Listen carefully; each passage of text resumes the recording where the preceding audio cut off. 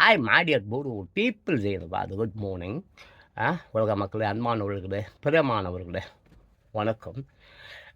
இங்கே பாருங்க, நான் இந்த மாதிரி திட்டுறது நிறுத்தணுன்னா டீ கடைங்க இந்த உலகத்தில் எங்கேயுமே இல்லாமல் இருக்கணும். ஏன்னாக்கா இதுக்கு காலையில் குறைஞ்சது 4 கப்பு டீயாவது குடிக்கணும். அப்போ தான் என் தலைவலி பூரா போகும். என் தலைவலின்னா சாதா தலைவலி இல்லைங்க, 500 கிலோ 1000 கிலோ வெயிட் அப்படியே தலையில் வச்சு அப்படி இருக்கும். அப்படி வலிக்கும். ராத்திரி தூங்கும்போது 50 இல்லை 100 பேய் வந்து தூக்கத்திலேயே நான் இருக்கும்போது அச்சு கிச்சு மூஞ்சி கீழா கிச்சு உடம்பு இடும்பு கிடும்புன்னு அடிச்சு விட்டு போனால் எப்படி இருக்கும், அப்படி இருக்கும். தூக்கத்தில் இருக்கிறதுனால தெரியல, காலையில் எழுந்திரிக்கும் போது தான் தெரியும், அவ்வளோ வலிக்கும்.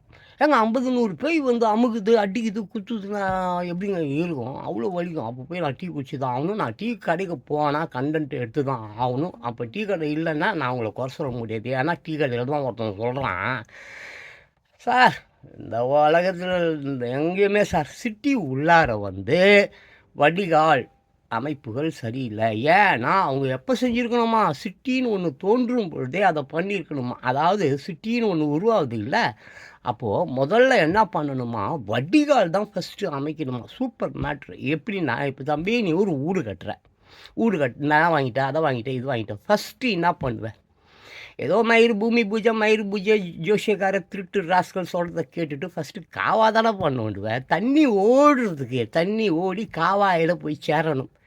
அப்போ காவா தானே நோண்டுவேன். அதை தானே முதல்ல செய்யணும். அதை இவங்க எவனும் செய்யலை, எவனுமே செய்யலப்பா. அம்மாப்பா அந்த நேருவும் காந்தியும் அம்பேத்கரை கையில் வச்சுக்கின்னு அப்படியே வெள்ளைக்காரன் தானே காவா பக்கிங்காம் கிக்கிங்காம் அது லொட்டு எல்லா காவாயும் அவர்கள் வெட்டினார்கள். இவர்கள் குப்பையை கொட்டி கொட்டி கொட்டி தூர் வாராமல் இன்றைக்கி மொத்த சிட்டியிலையும் இன்னும் 1000 ஆட்சி வந்தாலும் சரி வடிகால் மாற்று சுத்தமாக கிடையாது. தண்ணி இனிப்பா 2வது மாடி 3வது மாடி 5வது மாடி 10வது மாடியில் போய் தங்கிக்க என்ன, இல்லைன்னா கண்டிப்பாக வெள்ளத்தில் தான் போவேன். கடல் உள்ளே தான் போவோம். 4 பேர் வெனிஸ் நகரெல்லாம் போய்ப்பார், கடலில் தான் இருக்கும். தாய்லாண்டெலாம் போய்ப்பார், கடலில் தான் அவன் குடியிருக்கிறான். அதனால தம்பிங்களா, முதல்ல வெடிகால் வேணும்னா நீ ஒரு வீடு வாங்குறன்னா ஃபஸ்ட்டு காவா நோண்டு. எல்லா தமிழ்நாட்டில் இருக்கிற எல்லா சிட்டிலையும் தண்ணி போகாது. எப்பேற்பட்ட ஆட்சி வந்தாலும் வெள்ளம் அங்கே தான் இருக்கும். ஏன்னா எல்லா காவாயும் புறம்போக்கு லேண்ட்லேயும் ஊட கட்டிட்டானுங்க. தண்ணி கடலுக்கு போகாது. My dear forward peoples in the world, good morning. அன்பானவர்களே, பிரியமானவர்களே, வணக்கம்.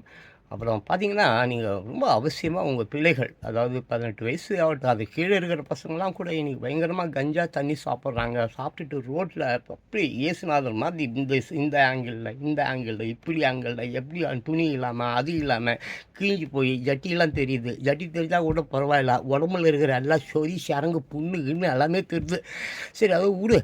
அந்த பசங்களை வந்து எப்படி திருத்துவோ தெரியாது. நான் மூஞ்சி மேலே நீ மூத்திரத்தை கடிச்சு ஊற்றினாலும் சரி, பீயை கடிச்சு ஊற்றினாலும் சரி, சாணியை கடிச்சு ஊற்றினாலும் சரி, இந்த போதையில் ரோடு மேலே வைன் ஷாப்பில் இருந்து பஸ் ஸ்டாண்டு ரயில்வே ஸ்டேஷன் அங்கே இங்கே எங்கெல்லாம் கிடக்குறான். ஆமாம், அவன் வீட்டில் கிடக்குறான், ரோட்டில் கிடக்குறான், போலீஸ் ஸ்டேஷன் வாசலில் கிடக்குறான், எல்லா இடத்துலையும். ஆமாம், குப்பையை காட்டிலும் இந்த போதையில் வாந்தி எடுத்துகிட்டு கிடக்குறானுங்களே, இவங்க தான் அதிகமாக இருக்கிறானுங்க.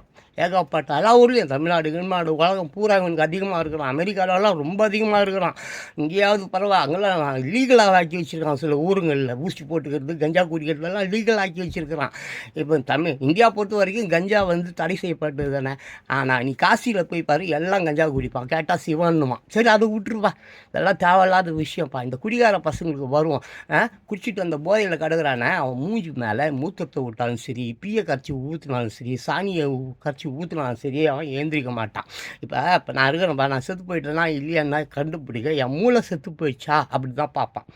மூளை என்னென்ன அந்த பிரெயின், ஆமாம், செத்துட்டாதான் ஆமாம் அந்த ஆள் செத்துட்டான் அப்படின்வான். அப்படி இல்லை, கோமாவில் இருக்கான், அதில் இருக்கான், இதில் இருக்கான், காப்பாற்றிடலாம் அப்படின்னு ரமணா படத்தில் எப்படி பணத்தை வச்சுக்கின்னு வியாபாரம் பண்ணுவானுங்க, அந்த மாதிரி டாக்டருங்க வந்து வியாபாரங்க எதாவது பண்ணுவான். அதெல்லாம் விடு. இந்த குடிகார பயிலுவில், போதையில் இருக்கிற பயிலுவில், ரோட்டில் இருக்கிற பயிலுவில், வாந்தி எடுத்துகிட்டு இருக்கிற பயிலுவில், நீ குப்பையை இந்த தூய்மை என்னது துப்புரவு தொழிலாளர்களை அப்புறம் ஸ்ட்ரைக்கெலாம் பண்ணாங்களே, இப்போ கூட ராத்திரி அவங்களெல்லாம் அடித்து உள்ளெல்லாம் தூக்கிட்டு போய் போட்டுச்சு இந்த கவர்மெண்ட். அது விட்டுரு. நீ எவ்வளோ தான் கோடியாக பணம் வச்சுருந்தாலும் சரி, ஆமாம், போருன்னு வந்தால், சண்டைன்னு வந்தால், பப்ளிக்கில், ஊரில், வாசலில், ரோட்டில் இந்த மாதிரி கடற்கரை பையிலே உண்மையில தாண்டா பாம்பை போடுவான், குண்டை போடுவான், செத்து போடுவேன், பைத்தியக்காரா லூசு. காசா பார்த்தியா? இப்போ அமைதி ஆயிடுச்சு.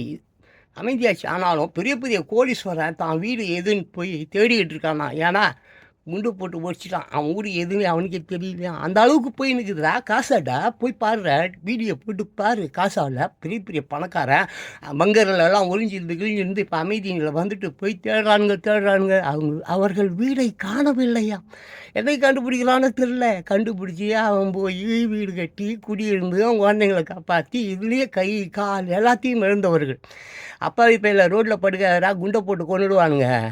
ஹாய் மை டியர் போர்ட்வுட் பீப்புள்ஸ் இந்த வேர்ல்டு, குட் மார்னிங். அன்பானவர்களே, பிரியமானவர்களே, இளைஞர்களே, வாலிப பெண்களே, ஜென்ஸு கிட்ஸ், டுக்கி கிட்ஸ், அப்புறம் ஜீவராசிகள், அப்புறம் வானம், நீர், நிலம், நெருப்பு, இந்த உலகத்தில் என்னெல்லாம் இருக்கோ எல்லாமே எனக்கு சேவை செய்திருக்கிறது. ஆமாம், எனக்கு ஹெல்ப் பண்ணியிருக்கு. நான் நல்லா இருக்கிறதுக்காக, சந்தோஷமாக இருக்கிறதுக்காக, ஈவன் தோ மை ட்ரெஸ்ஸஸ், ஏன் என்னுடைய தாடி, என்னுடைய கண்ணாடி கூட என்னை சந்தோஷப்படுத்திருக்கிறது, அமைதிப்படுத்திருக்கிறது, நிம்மதிப்படுத்திருக்கிறது. ஏகப்பட்ட புஸ்தகங்கள் நான் படித்தேன். ஆனால் 10 பைசாவுக்கு அதனால் எந்த பிரயோஜனமும் இல்லை. நிறைய படித்தேன், ஒரு பைசாவுக்கு கூட பிரயோஜனம் இல்லை. ஏனென்றால் ஒரு படித்தவன் ஏழையை ஏமாற்றக்கூடாது என்ற கருத்தில் சிறு வயதிலிருந்து இந்த வயது வரையும் கண்ணும் கருத்துமாக இருந்து விட்டேன். அதனால் என்னால் ஏமாற்ற முடியல. இங்கே உன்னை பெக்கும் பொழுது உன்னை படிக்க வைக்கணும்னு ஆசைப்பட்றான். யார்? உங்கள் அப்பாவும் உங்கள் அம்மாவும். ஏன் தருவான்? அப்போ தான் நிறைய சம்பாதிப்பியான். ஏடா, சம்பாதிக்கிறதுக்காக, காசு பின்னால் ஓட்டுக்காக, திருட்டுத்தனம் பண்ணுறதுக்காக, அயோக்கியத்தனம் பண்ணுறதுக்காக ஒவ்வொரு செல்ஃபோனு விற்கிறது, அதை விற்கிறது, நகை விற்கிறது, அதை கடத்துறது, இதை கடத்துறது, ரொம்ப சாமர்த்தியமாக போலீஸ்காரங்கிட்ட இருந்து தப்புறது, இன்டர்போலில் இருந்து தப்புறதுன்றதுக்காக வாடா போய் படிப்பீங்க. இதுக்காடா வக்கீலுக்கு படிக்கிற, இதுக்கா நீ ஜட்ஜி ஆகிற, இதுக்கா நீ போலீஸ்காரனை விட அவன் படிக்காதவன். போலீஸ்காரனை விட அவன் மூஞ்சி முகரக்கட்டையெல்லாம் பார்த்தியா? போலீஸ்காரன்லாம் எவனாவது எந்த குடும்பத்துலையாவது ஒரே ஒரு முகம், அழகான முகம் இருக்கா பார்த்துருக்கியா? அது சாபம். அது போலீஸ்காரங்களுக்கே உண்டான சாபம். அவன் மூஞ்சி நல்லாகாது, அவன் பொண்டாட்டி மூஞ்சி நல்லாகாது, அவன் பிள்ளைங்க மூஞ்சி நல்லாகாது. பாவம், கொஞ்சம் நஞ்சமாக காவலாளி எப்படிப்பட்டவன், வெளியே பயிரை தின்பதை கேள்விப்பட்டிருப்ப. போலீஸ்காரன் இந்த உலகத்தை காப்பாற்ற வேண்டியவன். அவன் கையேந்தி பவனில் போய் பிச்சை எடுத்துன்னுக்குறான். சரி, அவனை விட்டுரு. நான் ஏதோ நல்ல விஷயம் பேச வந்தேன். ஸோ இப்போ நான் வீடியோ போடுறேன். என் பின்னால் ஏகப்பட்ட ஒரு குரூப் இருக்காங்க. எல்லாருமே எனக்கு சேவை செய்கிறாங்க. டான்ஸ் போடுறேன், பாட்டு படிக்கிறேன், அதை பண்ணுறேன், இதை பண்ணுறேன். ஏன் தெரியுமா? எனக்கு நல்லா தெரியும் இந்த உலகத்தில் எதுவுமே நிரந்தரம் இல்லை என்று. நான் முதல் கொண்டு, என் புஸ்தகங்கள் முதல் கொண்டு, நான் படித்த அறிவு முதல் கொண்டு மயில் தான். அதனால் தயவு செஞ்சு அங்கே போய் படிக்கிறேன், இங்கே போய் படிக்கிறேன், அவன் அப்பன் பிச்சை எடுத்தாடாலே, அவன் சம்பாரிச்சுப்பான். லட்சக்கணக்கில் அவனை படிக்க வைக்கிறதுக்கு அனுப்புகிறான். ஏன் தெரியுமா? திருடுறதுக்கு. அப்படிப்பட்ட படிப்பு கல்வி அல்ல. ஜான் பாஸ்கோ படித்திருக்கிறேனே அனுபவ படிப்பு, அதுதான் கல்வி. காமராஜர் எங்கடா போய் படித்தார்? எம்ஜிஆர் எங்கே போய் படித்தார்? அதனால் படித்து விட்டு திருடாதே, செத்துடுவேன். பார்த்துக்க. என்ன எப்பா ஜான் பாஸ்கோப்பா, இவ்வளோ படிச்சிருக்கேன், 10 பைசாவுக்கு பிரயோஜனம் கிடையாது. படிக்காதே. புதிய சிந்தனை உதயம். கலையை வாழ்வாக கொண்ட கிரேக்கத்தில் அதன் தலை வாயில் என்று அழைக்கப்பட்ட நகரம் புகழ்பெற்ற ஏதென்ஸ் நகரம் ஆகும். அந்நகரில் கிமு 470ஆம் ஆண்டில் ஒரு சிற்பியின் மகனாக பிறந்தார் சாக்ரட்டிஸ். தந்தையின் கலை உணர்வு மகனிடமும் காணப்பட்டது.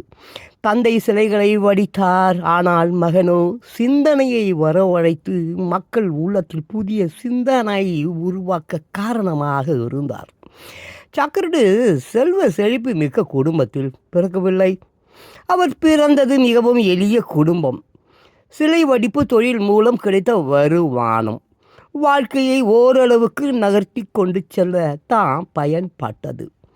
சொல்லிக்கொள்ளும் அளவுக்கு வசதி வாய்ப்புக்கு அந்த வருமானம் போதவில்லை. அதனால் சாக்ரட்டிஸின் குழந்தை பருவமும் இளமை பருவமும் ஏழ்மை நிலையிலேயே கழிந்தன எனலாம். சாக்ரட்டிஸுக்கு தன் அறிவை வளர்த்து கொள்ள வேண்டும் என்ற தனியாத தாகம் இருக்கத்தான் செய்தது. ஆனால் அதற்கான பொருளாதார சூழல் அவரது குடும்பத்தில் இல்லை. இருந்தாலும் தன்னுடைய அறிவை வளர்த்து கொள்ளும் முயற்சியில் ஈடுபட்டு வந்தார். எல்லோருக்கும் செல்வம் சேர்ப்பதில்தான் ஆர்வம் இருந்தது. ஆனால் சாக்ரடீஸ்கோ கல்வி செல்வத்தை குவிக்க வேண்டும் என்பதில் ஆர்வம் இருந்தது. வறுமை என்பது வாழ்க்கையின் மிகப்பெரிய சவால். அது அளவுக்கு அதிகமாகவே அவரது குடும்பத்தில் இருந்தது. வறுமையை போக்குவதற்கு காசு பணம் இருந்தால்தானே முடியும். கவலைகளை மலை என குவித்து வரும் வறுமையை விரட்ட வேண்டும், கல்வி செல்வத்தையும் பெற வேண்டும். இப்படிப்பட்ட சூழ்நிலையில் நடைமுறை வாழ்வில் நாளும் எதிர்நீச்சல் போட வேண்டிய நிலையில் இருந்தார் சாக்ரடீஸின் அறிவு தாகம் இருந்ததைப் போலவே இயற்கையின் அழகை ரசிப்பதிலும் ஆர்வம் இருந்தது. ஆனால் கல்வி கவலையை போக்கி விடுமா? ரசனையில் வயிற்று பசி போய் விடுமா? என்ன? இறுதியில் வறுமையை விரட்ட குடும்பத்தின் சுமையை போக்க என்ன வழி என்று சிந்திக்க வேண்டியது ஆயிற்று. அதனால் தந்தையைப் போலவே தானும் சிற்ப வேலைகளை செய்து வருமானம் ஈட்டுவது என்ற முடிவுக்கு வந்தார் அவர். சிற்ப வேலைகள் செய்து வந்ததில் குடும்பத்தின் பொருளாதார பிரச்சனையை அவரால் ஓரளவு தீர்க்க முடிந்தது. இவ்வாறாக கால வேகமாக ஓடிக்கொண்டு இருந்தது. இளமை பருவத்தை எய்தினார் சாக்ரடீஸ். இப்பருவம் கனவுகளின் காலம் ஆகும். காதல் பற்றி கனவுகள் காணும் பருவம் என்று கூட இளமை பருவத்தை பற்றி சொல்லுவார்கள். ஆனால் காதல் அருமம் பருவத்தில் சாக்ரடீஸை பொறுத்தவரை காதலுக்கு பதில் கவலைகளை தாம் அவரது மனதில் அதிகம் வளர்த்தன.